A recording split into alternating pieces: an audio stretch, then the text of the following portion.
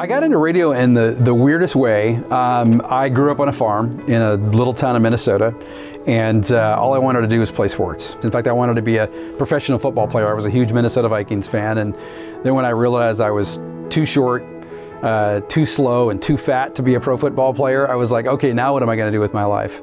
My dad, who was a teacher, wanted us to be well-rounded, and he told me, you can't just play sports. You have to do other things. And so he made me join the band, he made me join the choir, and he made me join the speech team. And I was really upset with him for it, because I was like, dude, Dad, sports guys don't join speech teams. And I'm grateful that he did, because that was the catalyst that got me working in radio. I was a kid growing up in church. I grew up in a Catholic church in this little itty bitty town of Minnesota. And I was 6 years old, I broke my femur. I was trying to go down a pole on a slide. It was a club that we were all in as kids, and a kid stomped on my fingers and I let go and broke my femur and ended up in the hospital in traction for 6 weeks.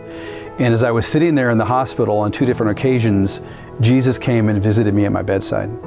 And the first time when I told my parents this, they absolutely freaked, as you might imagine. They're like, call the priest. And so the priest came, Father Loomis, and I shared with him what I'd experienced and what the Lord had really impressed upon my heart. And when it happened a second time, he came back after this conversation I had with my parents, because they didn't believe it. They're like, how does something like this happen?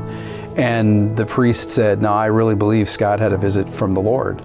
The way that I got into Christian music was really cool. I've always loved music, and I worked in top 40 radio my entire time as a teenager growing up. And man, I was hanging backstage with guys like Def Leppard and Poison and the Scorpions and Van Halen and ZZ Top and all these kind of things. And for a teenager, I mean, it was the coolest job ever.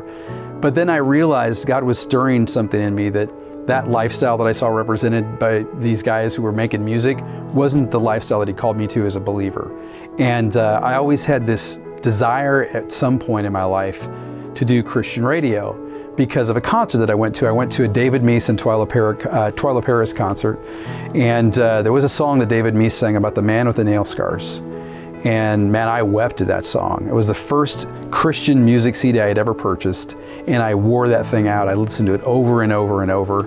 And I began to listen to Christian music as I traveled in a sales job, and I prayed. I said, God, if for whatever reason you can ever open a door for me to work in Christian music radio, I'd be so grateful.